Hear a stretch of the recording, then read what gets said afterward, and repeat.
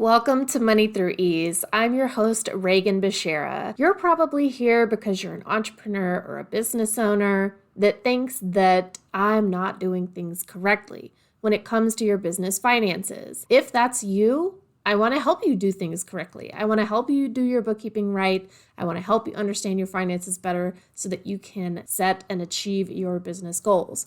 And that starts with good organization. Yes, you do need to keep your receipts, and I have a free guide on my system for managing your financial paperwork, your receipts, everything that has to do with your business and your taxes. Download this free guide at the link in the show notes. It's called Chaos to Calm. And when you're ready, you can get on a consultation with me to learn more about my offers. But let's get on with the episode. Hi, everybody. Welcome to Money Through Ease. This is your host, Reagan Bashara. Today I have with me Melanie Childers from Melanie Childers Coaching. Hello, hello. Air horn noises.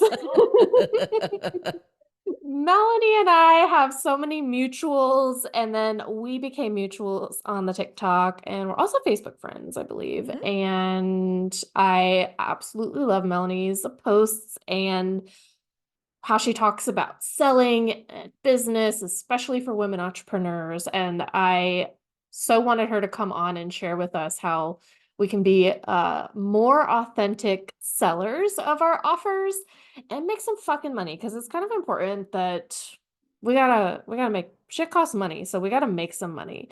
And Melanie's Agreed. not afraid to talk about that or shy about that at all. So please introduce us, who you are and what you do.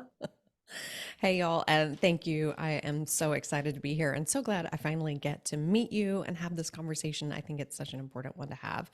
I'm Melanie Childers. I am your feminist business coach, and I talk all about messaging to call in those dream clients who are ready to buy because they are out there and in your audience, and selling with integrity. And then once we've done that, we simplify and scale so Mm, that you can create lots of money to do the work that you want to do in the world. I believe that the more resources you have, the more resources you can offer to your audience, the bigger an impact you can have, whether that's with your business or with being able to give generously. I think that that's one of my core missions. I think that that's really important mm. to a lot of us.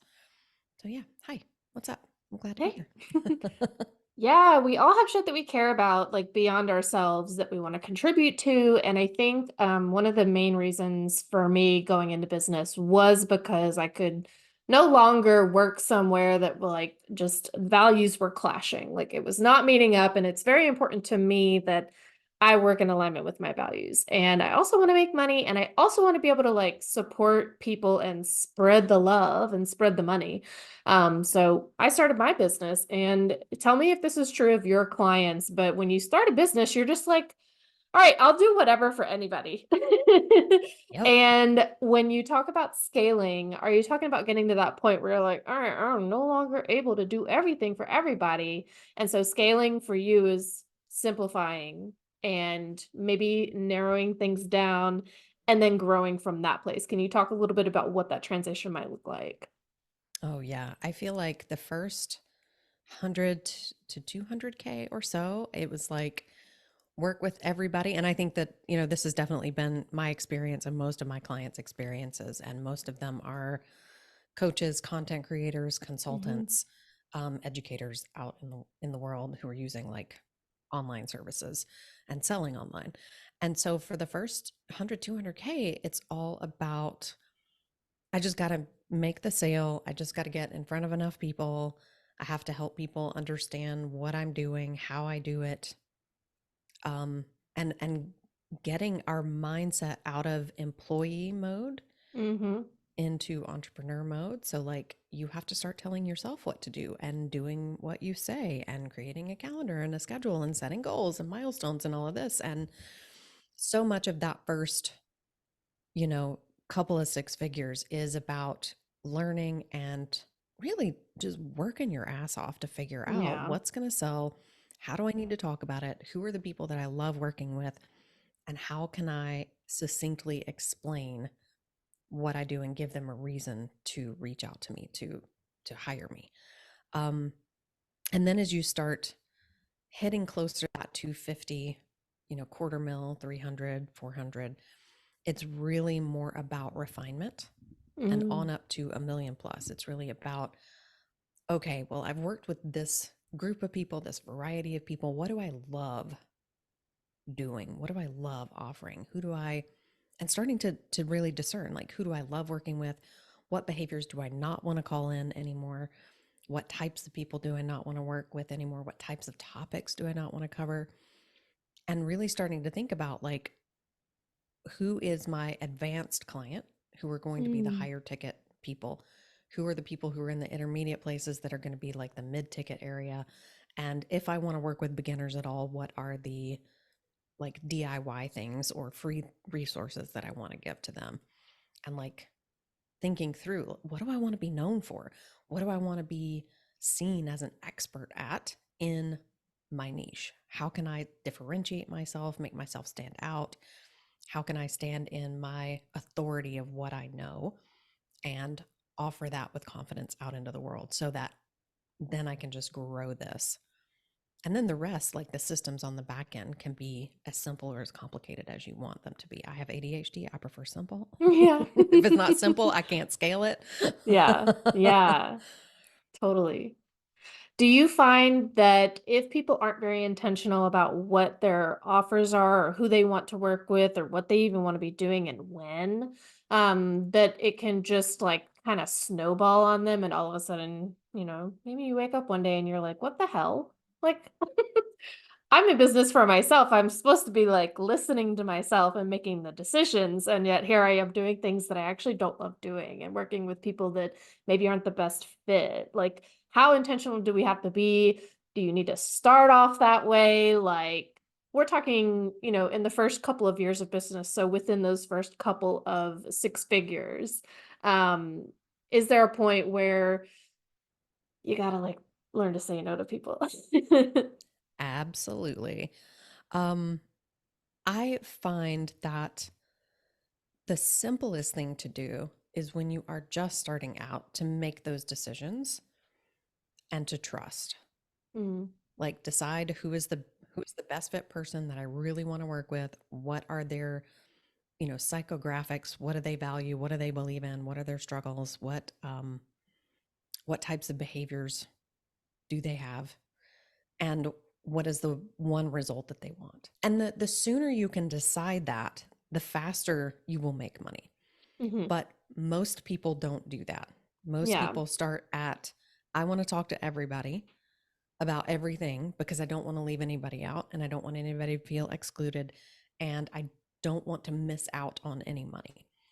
But in Mm, truth, the more general you are, the more money you miss out on. And so the more yeah. specific you can be, the more money you will make. But most people learn that the hard way because they're scared. Um, Yeah. but I find like that discerning moment is when you realize like, okay, I've worked on 1,800 different issues. I've worked with 5,000 different types of people. And there are some things that are boring to me now, that are annoying to me now, that I just don't want to do anymore.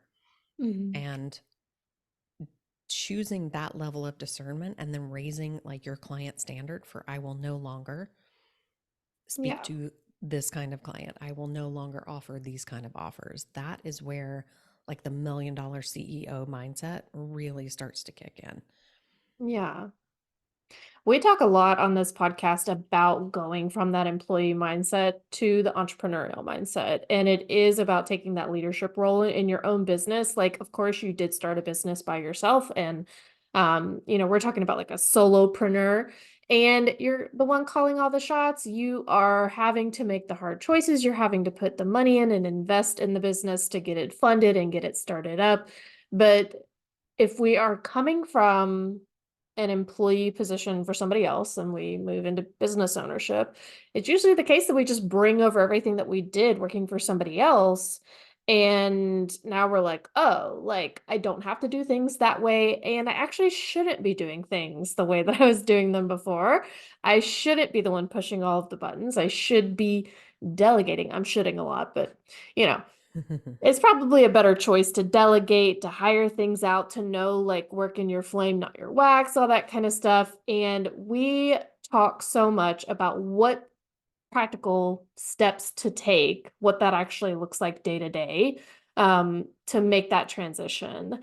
What do you think is like the most important practical step that people could take maybe today or maybe, once a week for the next couple of months to like move them into that position of being the leader in their own business? Oh gosh, that's such a good and valuable place to have a conversation. And I think that that was, for me, one of my biggest challenges was Mhm. because listen, y'all, I'm Gen X, Libra, Leo, Capricorn. Like you can't tell me shit. I don't want to hear it. Oh, And the nice. last person I'm a rebel. The last person I'm gonna listen to is me Uh-huh. also. Yeah. um, but I knew that I was, I don't want to say not employable. I'm employable, but I'm a difficult employee because I don't like to be micromanaged. I know Mhm. what the fuck I'm doing and what I'm talking about. I'm going to get irritated with you if you're like on my shit and asking me what I'm Mhm. doing all the time. I don't need that. Um, and so I got very frustrated with the corporate world and knew that I had on my heart a business and a difference to make out in the world in some way. I'd done it before. I was like, but something else is calling me. Mhm. Um, but that shift was so incredibly challenging because suddenly there's nobody telling me, hey, here's our goals and here's how we're going to get there. It was Yeah. just like, here's the goal. Now what? Well, I don't feel like it. Yeah. Well, but a new I'm Netflix tired. series just dropped, but I'm Yeah. tired. But it's going to take me half a day just to get ready to put my face on. Um, I mean, real talk, y'all. Yeah, And I have yeah. ADHD, and I have 800 things that sound more fun than this right now. Right. Um, But the thing that I think moved the needle the most for me, I tried a whole bunch of different programs out there. I tried like forcing myself into somebody else's like calendar and schedule and Mm, do this and do this and do this other thing. But the thing that actually moved the needle for me was the first thing in the morning I would sit down and I would look at my calendar and then I would write out all of my thoughts about my calendar. mm, And there was so much resistance mhm. just to sitting down and writing an email or sitting down and making a video or sitting down and making a social media post. And I just wanted to bring awareness to that. I was like, what are all the thoughts that bubble up about what's on my to-do list today? How do they make me feel? Yeah. And I was like, oh, I'm creating a business that feels like shit because of the way Mhm. that I'm thinking and feeling just about my calendar and my to-do list. Yeah. And I did that for 6 months. And then I got really fucking tired of the same shit coming up. And I was like, okay, so what are we going to do different? How do we want to feel different? And I was like, you know what? I started this business. I want to make a difference, but I also want to feel lit up and energized and motivated. So, Yeah. what thoughts do I need to practice to feel that way? What thoughts make me feel that way about my to do list or about what's on my calendar today or about my business as a whole? And which one of those can I just start practicing on purpose? Yeah. Oh, okay. I love what I do. Okay, let's go write an email. Let's see how that Yeah. makes me feel. Let's go write an email. Okay, I love my clients. I love this offer. I love what I'm selling. I love what I get to do every day. Okay, let's use that as fuel. Yeah. And that absolutely changed the game for me. I don't have to do that exercise anymore. But I did it for a solid 6 months before I was like, okay, I'm tired of staring at the same bullshit every day. I'm ready to do something different. Yeah, I think I've heard Kelly Linjul is my sales coach, and Mm, she's talked about this concept. Like, you get to a point where you're like fucking sick of your own shit. And facts. you might be able Facts. to change shit before you get to that point, but a lot of us gotta get sick of our own shit before we make any changes. And It's I'm true. like, I've gotten there a couple times and been like, okay, I see, I hear you, I heard it, I heard enough. Okay, fine, I'll Yep, fucking yep. I see it. I change see it. it. Look. All right, I guess I should have listened. Like, and But like, really like yeah. that fuel, when you look at what fuel is driving me today and what fuel do I want to choose, that one question, I guess there's technically two questions, but that changes everything Mhm. because no longer can you abide by, feeling like you're dragging yourself through a slog every day or feeling like really frustrated every day. It's like, wait, no, this is not the business I wanted to create. Let Yeah. me purposefully pick some emotions and see what I can do with that. What motivates me? What fuels me? What energizes me? That Yeah. fuel is absolutely priceless. That is how I get everything done now. Yeah. And the calendar is such a big like trigger point, I guess you could call it, for so many people because you don't have that boss micromanaging you or even checking up on your progress. Even if somebody's not micromanaging you, you might have a weekly meeting where they're like, "Can you tell me about where we're at with this project?" Um, And you're you like, I might scroll consider Facebook for 6 days straight. What? I made some TikToks. I Like know. you might consider that micromanagement, but I don't actually think that it is. But if you don't have anybody to like report to and that external accountability being applied to you, it's not necessarily pressure, but just like somebody else to like say, "Hey, where you said you were going to do this thing. So like what happened? Did you do it?" When that's you, it's like I love to give myself breaks. I love to take naps and I have to have the balance on my calendar. So like, okay, if I know I'm really actually going to get tired after lunch, maybe give myself an hour after I eat. Like, why do I need to fight that about myself? And if you don't want to work on Mondays, then I'm sorry, but you're the one making the rules here. Like, you could Yep. totally decide not to work on Mondays. 100%. I love that. Yeah, I found the Yeah. calendar very triggering as well. And I had that struggle between like taskmaster Mm. and the employee who's doing the task. And I was like, being a boss to myself sucks. I thought it was going to be so much better. Yeah. But I don't even want to do what I tell me to do. So how am I going to do what's on my calendar? And that going to that deep purpose and that why in your business Mm. of like, why are you serving these people? Why did you start this? What does this mean over the long term? Not just what does it mean today? Yeah. What does accomplishing this one task mean today? Gave me that sort of long-term commitment and as fuel as well. And I know for anybody listening, like if you feel personally attacked by your calendar, that to me is like that was me. I was like, this thing is like screaming at me, and I am this rude. Rude. Okay, fine. Yeah.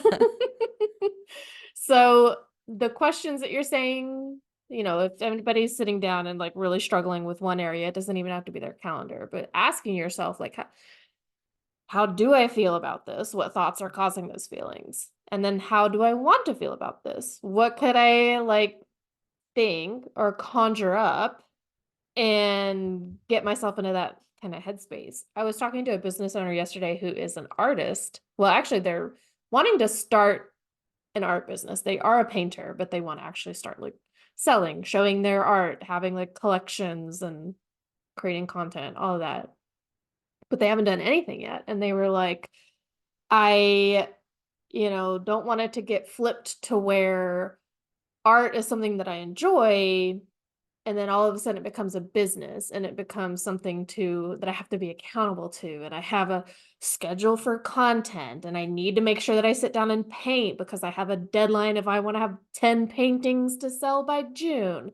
And they were like they're just like not taking any action because of that, like, I'm afraid that I'm going to turn into a little bit of a of a miser about this to myself. And I'm like, okay, well, what space do you get in mentally to sit down and paint? Because you don't paint or create or do any sort of art from a space of I have to do this because I got to make money. That's not where like creativity comes from. So if you can get into the space for creativity and like flow for painting, can we just like slide that over here to your business stuff?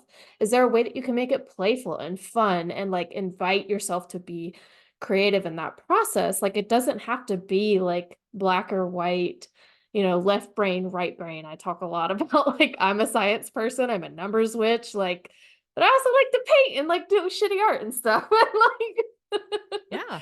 Same. Is there a way we can just like take the playfulness over here and like slide it over so that like when it comes to your business, it doesn't feel like that drag and that slog and like you're managing yourself really poorly. Yeah. Oh my gosh, I love that. That's exactly it. Is like, how do you take the passion and the motivation that you have in other areas and slot it into the things that Hmm. you might resist just on default? Because Yeah. it's going to add so much more fun to those things, even if you still don't like fall in love with doing them. It's like Yeah. we're not trying to like gaslight yourself into like enjoying something. But like just how could you add like some fun to it? How could you add some Yeah. play to it? Like Hmm. my word of the year, I think last year or the year before was fun, Hmm. because this is what I have a very strong taskmaster, Yeah. type A brain. And I'm Yeah. like, okay, we got to add some more fun or this is just Yeah. going to like sap our will to live. And that's not why Yeah. we did this. Exactly. I one of my business values is humor, and I had somebody on the podcast recently and they were like, I was looking at your website and I've never seen that as like a value for someone's business. And Oh I'm my like, God, yes. oh yeah, like I put gifts in like every email that I send, like I'm being goofy with you on TikTok, like I'm having a good time over here. We're laughing, we're making jokes. My jokes are terrible, but like I'm having a great time. And I want to invite my people in to have fun with me because yeah, money fucking is really uncomfortable for a lot of people to talk about. And like that's all I do is fucking talk about money. So, you know, I'm gonna make a joke so that you can just like shake it off and like, chill out a little bit. Like it's not that serious Right? most It's of like the time. unclench. It's Yeah. just paper. Yeah. So like, yeah, we want to make more money and we're not going to do that by like gripping the steering wheel through this process. You're going to hurt yourself if you're like so wound up and tight. And I'm like, yeah, I love to laugh and have fun and like I want my business to be about that because otherwise I'd be like every other fucking accountant that that just like Right. is real buttoned Boring and up. That's stuffy and buttoned up. yeah. Exactly. That's not me. Exactly. Let me tell you, on my first website, I listed my values and humor was the number one. Nice. And I'm the kind of person who, like, I got breast cancer at 34. And I Mhm. was like, we are laughing all the way through this Yeah. because otherwise I will just melt into Yeah. just oblivion. And like, Yeah. how about let's just not, let's Yeah. just like put on Yeah. ridiculous makeup and giant hoop Mhm. earrings and tell Mhm. everybody to fuck off. It'll be fun. Mhm. Yeah, now I'm gonna fucking go to the wig store, bitches. Like Exactly. we're Got this gonna go giant get purple wig. fitted I was like, for let's some go. hair. Yes.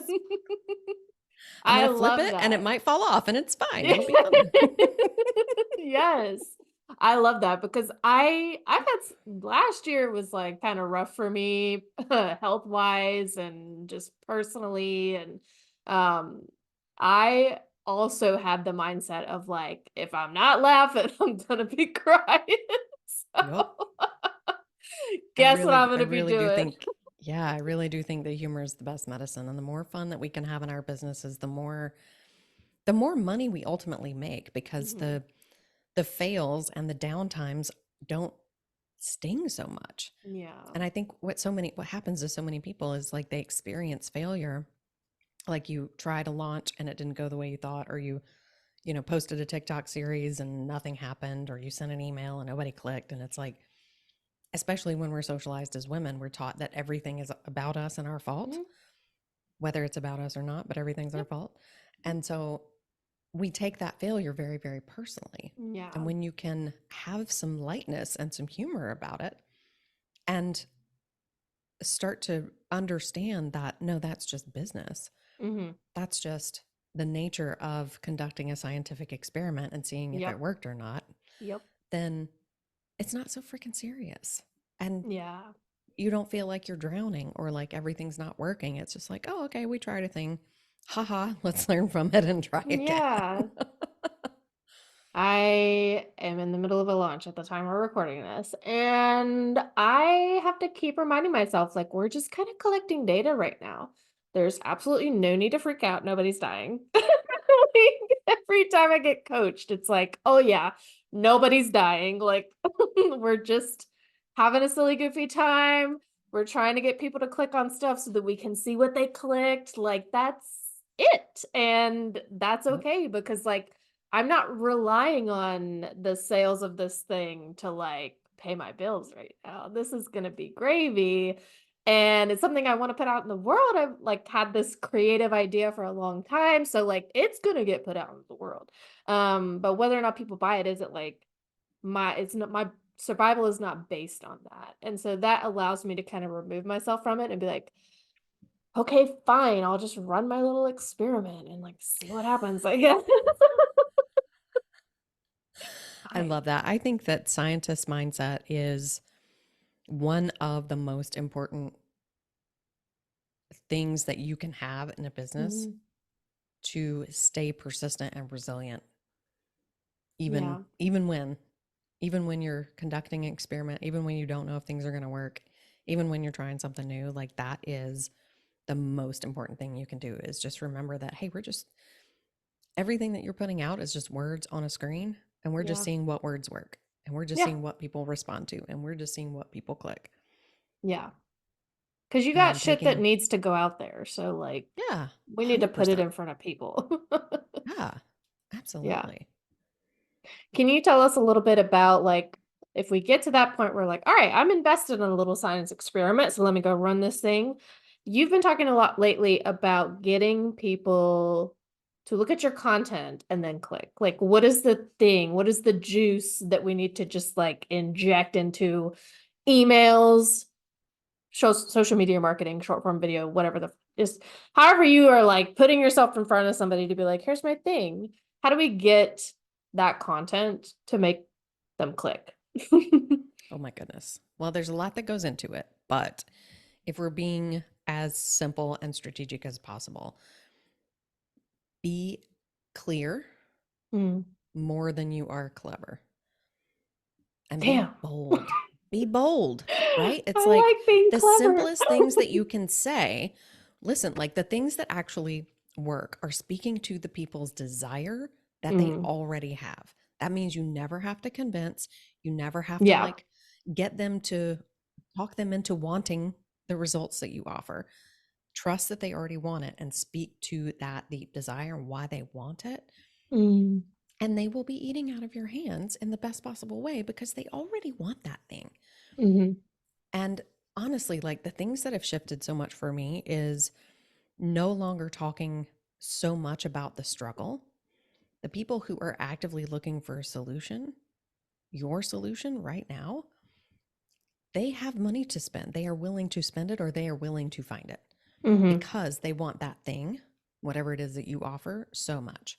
And so mm-hmm. when you can just speak it in their language, the language they use, you don't have to put on your professorial hat, your PhD expert brilliance. Yeah. You can just say it in the way that they say it. They're already like, oh my God, yes, you're absolutely right. I do want that. Yes, please, thank you. Yeah. And then just inject a little bit of your personal flavor, your personality. Like people buy as much your personality as they buy the result that they want Mm-hmm. at the end of the day. Yeah. If they can like see that you're somebody they would vibe with, they're like, okay, well, that takes me Yeah. like 90% of the way there. Yeah, absolutely. Yeah. I do not talk as an accountant. I cannot say all of my big fancy words. I have got to like I stop when I'm recording a video, I will like stop and be like, nope, can't say that. What are the other words that like everybody will know what I mean when I say this? I've Exactly. I've found a way because yeah, like I could sit here and talk all the way up here over people's heads and they're just like, I don't fucking what? Like you're never gonna teach me anything if you're talking to me like this. I do have to like bring it to their level, use the language that they use in their businesses every day. And that's what I tell them when I sit down with them. I'm like, well, how do you describe the income the money that people give you, what do you call it? Like we can just put that on your bookkeeping as that word. Like it's okay to do that. And they're like, "Oh, really?" I'm like, "Yeah, there's like rules to taxes, but there's not like we have some ways that we can like make it legible." Yeah. And Help that's you totally understand. okay. Yeah.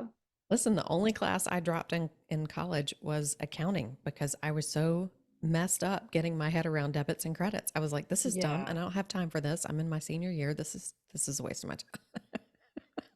Let me tell you how many times I Google the debit and credit chart about which one I'm supposed to use when, because I get messed up on that shit all the time Yeah, too. it's It's ridiculous. It's just ridiculous. I'm Why not can't having we to just take a test. money in, money out? Can we just Yeah. call it that? That's literally the terminology I use. I'm like, all right, when money comes to you, we call it this. And then when money goes away, we call it that. And then people are like, Exactly. oh, okay, I got it. I got it. Yeah. Yep. Yep. So another thing that you put talking about is that broke ass money mindset and how how do we turn that around? Because broke money mindset ain't gonna get us not broke. Like that's not how anything works. Sorry. Yeah. Well, from what I have seen, and this is true, this has been true for me and it's been true for a lot of clients, is we get into that. It's a very easy thing for our human brains to do because our human brains are constantly scanning our environment for things to be afraid of. And so Yeah. it's very easy to get into scarcity mindset when it comes to money. Mm-hmm. And the first thing that I've had so many clients experience is they're like, I'm on a sales call and I tell somebody my price. And the first thing that person does is go, well, I can't afford that. Mm. And it's like, well, where are you looking? Oh, I'm looking in my bank account. Yeah. Oh, okay. Well, yeah, it's probably not sitting there. Most people don't budget for this kind of service, whatever it is. Yeah. What other possibilities exist? And then they're like, oh yeah, I have credit cards with like 5 grand on them, or I have this savings account, or I have this thing over here, I have this thing over here. And Yeah. it is so incredibly common. And especially for those of us socialized as women, we got the messages that we were not good with money, that it Mm. wasn't ours to spend, that we need to ask permission, that we need to make sure that it goes as far as possible, and that we should offer our services for as free or as cheap as possible because they were less worth less. And I use that in quotes as an and as two Yeah. words, worth less than those socialized as men. So Mm-hmm. I find so many people have a lot of mental unfucking to do around the stories that we have about money Yep. and our allowing ourselves to have permission to essentially give ourselves the permission to have a lot of money and make a lot of money and keep a lot of money and invest a lot of money. Mm-hmm. That is, unfortunately, in the world that we live in, that is power. Yeah. And if you want to be a powerful person who is out there leveraging and making a difference in the way that I personally want to make a lot of difference in politics, if I want to Yeah. do that, I need to make a lot of money in order to make that happen. Mm-hmm. But that can be as small as, let me start in my local community, but you still need to have the resources to do that. Mm-hmm. And sometimes the resources is time, and sometimes the resource is money, and sometimes it's, your talents. Yeah. Mine personally is money. And so Yeah. I want to make sure that I'm have my brain in that abundant mindset, in that I know how to sell, I know how to make money anytime I want. I know how to turn on the faucet of clients with my words.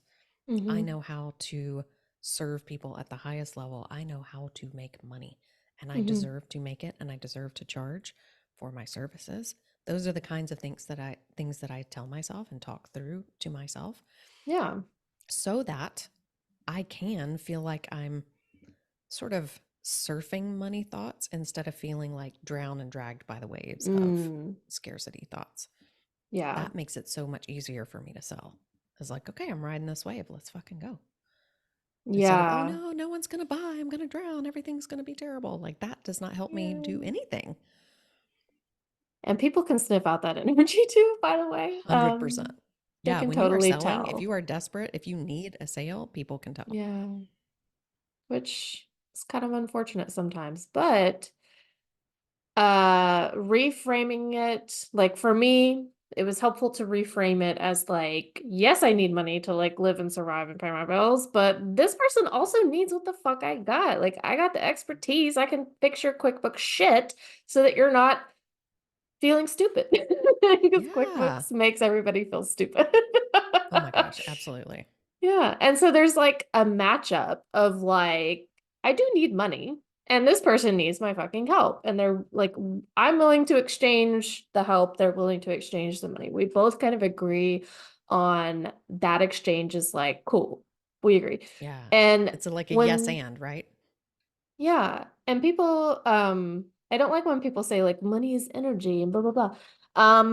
Money is just like currency. Like we're just passing it back and forth all of the time. You pass money to your mortgage lender so that you can live in your house. You pass money to the person in the drive-through lines, then give you your coffee. Like it's just we're just passing it around. So it's okay to say, I agree that that person needs my help, and I would also like to have money come my way for that help. And you get to Yeah. decide what that is. Like you just get to pick a number and like it's actually not a reflection on like your worthiness, your value, worthiness, like you were saying. It's all about an agreement of what needs to be exchanged, right? 100%. Yeah. Yeah. I love that too. I don't love the whole money is energy vibe or teaching. I don't love it either. I went Yeah. down that rabbit hole for a minute and I was like, okay, that's really interesting, but I don't think I agree here. Yeah. Um, but I do love that it really is just an exchange of value for services, value for Mm. goods. Hmm. And when you come into selling, that is all you need. Selling is a service. You are Yeah. giving someone something that they have a need and a desire for, and they are giving you money in exchange. And that's Yeah. all it is. It is that simple.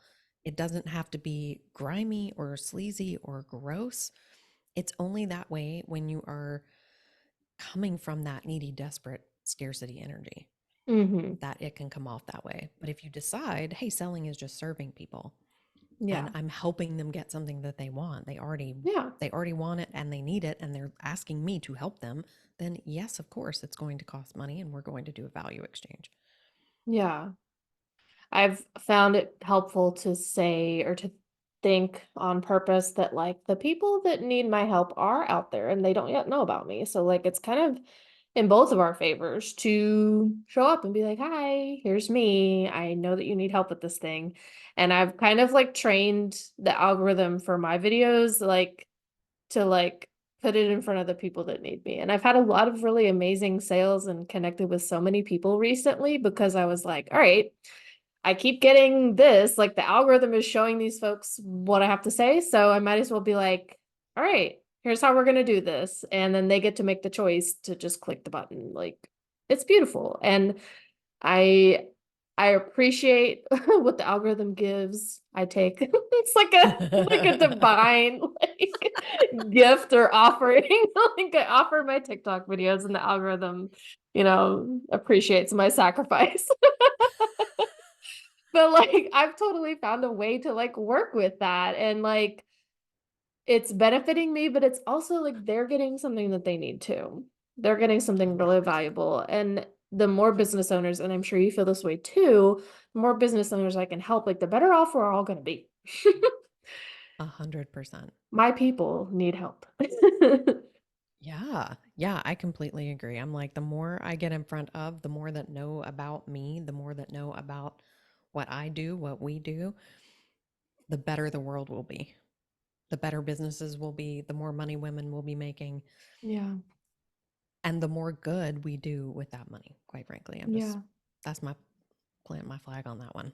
Yeah. I'm here for it. I always ask this of my guests, but do you have any tips that you would give to yourself 2, 5, 10 years ago?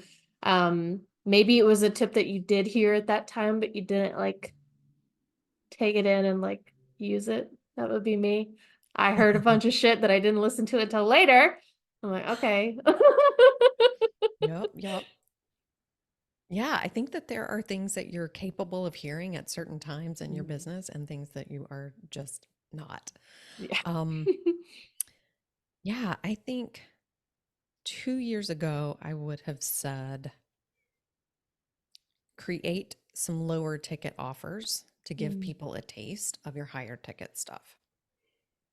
yeah. And that was definitely what I needed to hear then. 5 years ago, I would have said, slow the fuck down, slow your brain down, Oh, yeah. write to one person about one problem, Mm, and only sell that one thing to that person with that yeah. problem instead of trying to. It felt like I was throwing spaghetti against the wall with marketing and selling and learning. Like I had a business before that, but I had a basically like a blue ocean market.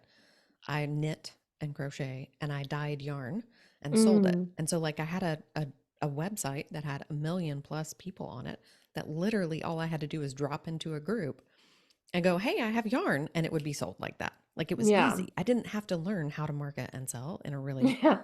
powerful way, and I didn't have to learn how to sell myself. Like I had a product. I was just like, "Here you go. I made Yep. it. Isn't it pretty?" And they would go, "Yes, Do I you would like like all of it? it, please." Yes. Right.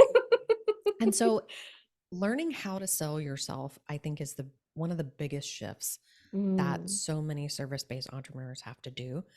And you have to believe 100% in what you are offering, in the results that you help people get, even if yeah. that's just you at the beginning.